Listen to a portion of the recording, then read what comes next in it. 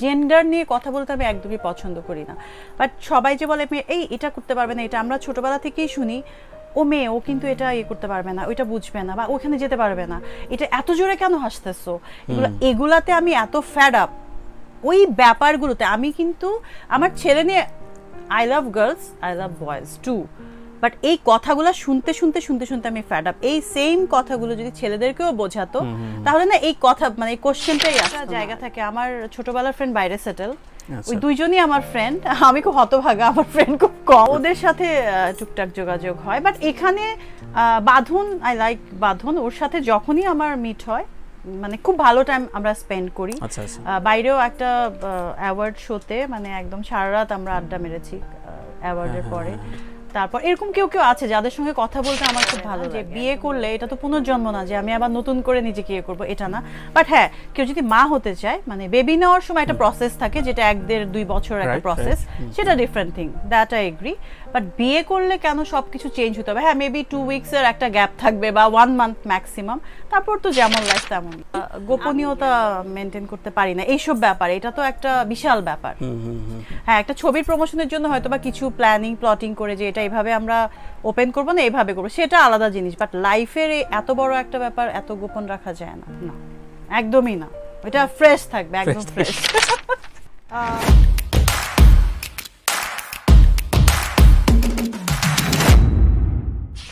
Screen কথা বলবে এটা ঠিক, বাট অ্যাজ এ পার্সন আমাকে একটা নর্মাল লাইফস্টাইল যদি আমি বিলং করতে চাই, তাহলে যেহেতু আমি আর্টিস্ট, অডিয়েন্স আমাকে এই জায়গাটা দিয়েছে, ওই জায়গারও তো একটা ভ্যালু আছে, ওই জন্য আমাকে কিছুটা কন্ট্রোল লাইফ লিড করতেই হবে। আমার যা খুশি তা আমি করতে পারবো না, এক। আরেকটা হচ্ছে যে আমি যদি ওই জায়গাটাকে প্রায়োরিটি দিতে চাই তাহলে আমার এই জায়গার কিছু কিছু স্যাক্রিফাইস থাকতেই হবে, এর কোনো বিকল্প নাই। আমি আমার পয়েন্ট অফ ভিউ এটা, এবং আমার এক্সপিরিয়েন্সও এটা, ব্যালেন্স লাইফ চলতেই হবে, এটার কোনো নেই। হ্যাঁ, আমারও কি ইচ্ছা করে না হুট করে বেরিয়ে যাই বা একটু নাইট ড্রাইভে যাই বা সবার সামনে বসে চটপটি খেতে থাকি, আই লাভ চটপটি, বাট কি কিছুটা মানে আমি যদি এতটা অ্যাভেলেবেল হয়ে যাই, কানেকশন আমি রাখবো অডিয়েন্সের সঙ্গে, বাট এত অ্যাভেলেবেল হলে ওই যে কিছুটা এক্সক্লুসিভনেসটা দরকার আছে। কারণ আমার টিকিট কেটে জ্যাম ঠেলে হলে গিয়ে আমাকে দেখবে কেন? আমি যদি আমার লাইফটা একেবারে মানে এতটাই ওপেন সিক্রেট করে দিই, এতটাই অ্যাভেলেবেল হয়ে যায়, তাহলে ওই ইন্টারেস্টটাও কিন্তু থাকে না, ওইটাও শিওর। একটা লেভেল পর্যন্ত আমি মানে রাজি হব, বাট কিছু তো লিমিটেশন থাকবে আমারও। বাট আমি বললাম না সব কিছু অডিয়েন্সের উপর ডিপেন্ড করে। আগের অডিয়েন্স অনেক মানে আমি বলছি না খারাপ, অনেক পেশেন্স ছিল তাদের, সময়টাই আলাদা, সব কিছু সময়ের উপর ছাড়বো আমি। মানে গাছের নিচে দাঁড়িয়ে একটা গান শেষ হয়ে যেত, ভদ্রভাবে সবাই দেখতো, এখন গাছের নিচে কেন মানে সব কিছু ঘুরে আসতেও তারপরেও মানে ছটফট করে অডিয়েন্স, এটাই আমরা। এরকম আমার নাই, এই জন্য আমার কিছু জিনিস একটু কম হয়তো বা কমতি আছে, এটা মেবি দরকার, আমি জানি না। কেউ কেউ ভালোবেসে করে, বলে নক করে, বাট আমার একটা পেজ আছে, আইডি আছে, ইনস্টাতেও আমি খুব একটা অ্যাক্টিভ না, আমার এগুলো নিয়ে খুব একটা বেশি ইয়ে নাই, কাজে আমি বিশ্বাসী আসলে। একদমই শুধুমাত্র এই জুটি এটা আমি তো সাফোকেটেড ফিল করব, অডিয়েন্সের ভাবনা তো অনেক পরের ব্যাপার। গোপনীয়তা মেনটেন করতে পারি না এইসব ব্যাপারে, এটা তো একটা বিশাল ব্যাপার। হ্যাঁ, একটা ছবির প্রমোশনের জন্য হয়তো বা কিছু প্ল্যাটিং করে যে এটা এইভাবে আমরা ওপেন করবো না, এইভাবে করবো, সেটা আলাদা জিনিস। বাট লাইফের এত বড় একটা ব্যাপার এত গোপন রাখা যায় না, না একদমই না। এটা ফ্রেশ থাকবে, একদম ফ্রেশ। আমি চাই একটা কমফোর্টেবল এনভায়রনমেন্টে কাজ করতে, এবং দ্বিতীয় আমার থেকেও যেন খুব ডিফিকাল্টিজ না আসে আমার কো আর্টিস্টের, বা পুরো এনভায়রনমেন্টটা যেন আমার জন্য সুন্দর একটা ইয়ে থাকে, খারাপ কিছু যেন হয়, এটা আমি ট্রাই করি। বাট আমার এই প্রবলেমটা আছে, দ্যাট আই এগ্রি।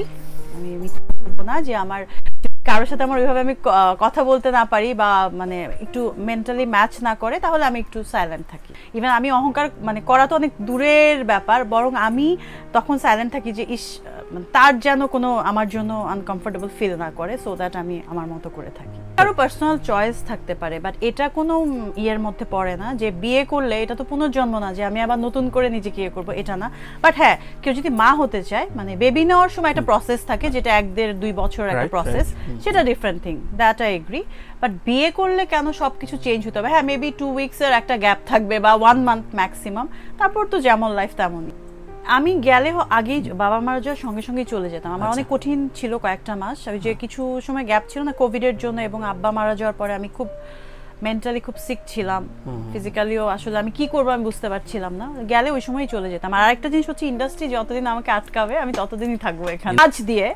কাজ আমার যত ইন্টারেস্টিং প্রজেক্ট আসবে আমি কখনো আমি এর ছাড়া কিছু, আমার বোন ডক্টর আর্কিওলজিস্ট, ওরা ওইখানে ওদের মতো একটা লাইফ লিড করে, বাট আমি এর বাইরে তো কিছু করতে পারি না। হ্যাঁ, যেগুলো বাইরে থেকে আসে এগুলো বলে এগুলো শেষ। ইভেন আমার এরকম অফার আছে যে 6 মাস আমি বাইরে থাকবো, 6 মাস এখানে কাজ করব। আমার মনে হয় যে আমি যা যা করতে পারবো, আর আমার মনে হয় ম্যাক্সিমাম কিছুই করি নাই। হ্যাঁ, আমার মনে হয় আমার যা যা করার ইচ্ছা বা যা প্ল্যানিং, বা আমাকে অডিয়েন্স অনেক রকম ভাবে দেখতে পাবে, দেখতে পেতে পারে, যেটা আমি জানি, আমি বিলিভ করি। এবং ওরকম যদি কোনো স্ক্রিপ্ট আসে বা ডিরেক্টর আমাকে প্রেজেন্ট করে, ডেফিনেটলি অডিয়েন্স উইল লাভ। আমি ওইভাবে আসলে করতে পারি না, এটা সত্যি কথা। আরেকটা হচ্ছে যে আমরা 3 বোন, 2জনই বাইরে থাকে, মাও বাইরে থাকে। আমার অনেক কিছু কাজের বাইরেও আমার নিজের অনেক কিছু মেনটেন করতে হয়, বাবার সব কিছু মেনটেন করতে হয়, এটা একটা। আর আমার হচ্ছে কি ফ্রেন্ড না, আমি এত ইজিলি কারোর সঙ্গে অত ফ্রেন্ডলি হতে পারি না। কাজের জন্য হতে পারি, বাট কাজের বাইরে যে একটা জায়গা থাকে, আমার ছোটবেলার ফ্রেন্ড বাইরে সেটেল, ওই 2জনই আমার ফ্রেন্ড। আমি খুব হতভাগা, আমার ফ্রেন্ড খুব কম, ওদের সাথে টুকটাক যোগাযোগ হয়। বাট এখানে বাঁধন, আই লাইক বাঁধন, ওর সাথে যখনই আমার মিট হয় মানে খুব ভালো টাইম আমরা স্পেন্ড করি। বাইরেও একটা অ্যাওয়ার্ড শোতে মানে একদম সারা রাত আমরা আড্ডা মেরেছি অ্যাওয়ার্ডের পরে। তারপর এরকম কেউ আছে যাদের সঙ্গে কথা বলতে আমার খুব ভালো লাগে, একদম রিফ্রেশ হয়ে যায় আমি, এরকম কেউ অবশ্যই আছে। সত্য, এটা আমার মনে হচ্ছিল যে আমার মনে হয় আমি আর পারবো না। মানে আমার মনে হচ্ছিল যে আমি আগে ভাবতাম ছোটবেলায় বাবা না থাকলে আমি কিভাবে সার্ভাইভ করব, এরকম একটা চাইল্ডিশ না, দ্যাটস ট্রু, এরকমই মনে হতো যে আমি মনে হয় পারবো না একা এখানে সার্ভাইভ করতে উইদাউট বাবা। কিছু ছবির অফারও আসছিল, আমি মানে ফোনও ধরতাম না, করতাম না, কয়েক মাস আমার খুব বাজে না। আমি আসলে মানে বলে না যে মেয়েরা জেন্ডার নিয়ে কথা বলতে আমি একদমই পছন্দ করি না, বাট সবাই যে বলে মেয়ে এটা করতে পারবে না, এটা আমরা ছোটবেলা থেকেই শুনি, ও মেয়ে, ও কিন্তু এটা করতে পারবে না, ওইটা বুঝবে না, বা ওখানে যেতে পারবে না, এটা এত জোরে কেন হাসতেছো, এগুলাতে আমি এত ফ্যাড আপ ওই ব্যাপারগুলোতে। আমি কিন্তু আমার ছেলে নিয়ে, I love girls, I love boys too, but এই কথাগুলো শুনতে শুনতে আমি ফ্যাড আপ। এই সেম কথাগুলো যদি ছেলেদেরকেও বোঝাতো তাহলে না এই কথা মানে এই কোশ্চেনটাই আসতো না। আর না, আমি যদি প্রায়োরিটি আমার কাছে তো film, but at the same time আমার যদি নেটফ্লিক্সে শি টাইপের কোনো সিরিজ আসে, ওইটা হলে তো আমি কিছু দেখবো না, আমি ঝাঁপিয়ে পড়বো, রাইট? তো এটা স্ক্রিপ্টের উপর ডিপেন্ড করে, আমাকে কিভাবে প্রেজেন্ট করবে ডিরেক্টর, প্ল্যাটফর্মটা কি, ওগুলা ম্যাটার করে আসলে। আমার কৌতূহল আমার ভালো কাজের জন্য, সেটা কি এখানে নাকি টলিউডে নাকি অন্য জায়গায়, ওইটা না, মানে আমি কিভাবে প্রেজেন্ট হচ্ছি, আমার প্রায়োরিটি কি থাকছে, এটা খুব ম্যাটার করে আমার কাছে। কেন জানি, এটা আমার বোকামি হতে পারে, বাট আমি এরকম। ফার্স্ট আমার স্ক্রিপ্টে আমার ইম্পর্টেন্সটা কি, তারপর কোয়ার্টিস্ট এবং ডিরেক্টরটাকে মোস্ট ইম্পর্টেন্ট থিং। আচ্ছা, প্রোডিউসার একটু কম বুঝলেও চলবে, বাট ডিরেক্টর যে আমাকে প্রেজেন্ট করবে, গল্পটাকে প্রেজেন্ট করবে মানুষের কাছে, ওইটা অনেক ইম্পর্টেন্ট আমার কাছে। এটা তো গল্পের উপর ডিপেন্ড করে, বাট এরকম কিন্তু মানে আল্লাহর রহমতে আমি এরকম বেশি পেয়েছি যে আমাকে কনফার্ম করে তারপর হিরো কনফার্ম করেছে, এরকম স্ক্রিপ্ট আমার কাছে বেশি এসেছে। আপনি কাকে চান? এটা একটা হতে পারে, এটা খুবই সিলি একটা ব্যাপার, বাট ওই যে বললাম না, সময়ের সাথে আমাকে চেঞ্জ হতেই হবে। আমি as a artist, as a director, as a producer, আমার সময়ের সাথে চলতেই হবে। এর আগে গেলে হয়তোবা কিছুটা, এর পেছনে থাকলে না মাইনাস হয়ে যেতে হবে।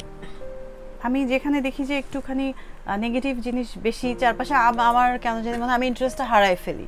আমি খুব মুখে বোঝাই যে হ্যাঁ আমি শুনছি, বাট আসলে আমার কানে আর ঢোকে না কিছু। সো ওই দিক থেকে আমি খুবই একটা মানে বাজে আড্ডাবাজ, আমার আড্ডাটা তেমন হয় না। বাট ফিল্মের কোনো আড্ডা যদি হয় বা প্রোডাক্টিভ কিছু যদি হয়, I would love to join. যখনই আমি চান্স পাই তাহলে থাকি। অবশ্যই আছে। এবং আমি যেটা তখন মিস করে গেছি সেটা হচ্ছে যে আই এম ব্লেসড যে অডিয়েন্স আমাকে এইভাবে অ্যাকসেপ্ট করেছে কমার্শিয়াল হিরোইন হিসেবে, বাট আমার কিন্তু ওই টাইপের, এখন এই সময় দেখে বলছি না, আমি অনেক আগে থেকেই বলছি যে আমার বাবার পছন্দের হিরোইন ছিল শাবানা আজমি, সুচিত্রা সেন, তো আমাদের এখানকার ববিতা ম্যাম। তো ওই টাইপের কিছু কাজ তো অবশ্যই আমার করার ইচ্ছা। হয়তো বা আর্টিস্ট, সবাই বলে না আর্টিস্টের ক্রাইসিস আছে, আমি মনে করি তার থেকেও বেশি আমাদের টেকনিক্যাল সাপোর্টের ক্রাইসিস আছে। ওইটা যদি যখন হয়ে যাবে না, যে কোনো একটা কিছু না প্রেজেন্ট করাটা অনেক বড় ব্যাপার। সুন্দর করে প্রেজেন্টেশনটা যখন হয় না তখন কিন্তু একটা ভালো কন্টেন্টও ভালো লাগে না।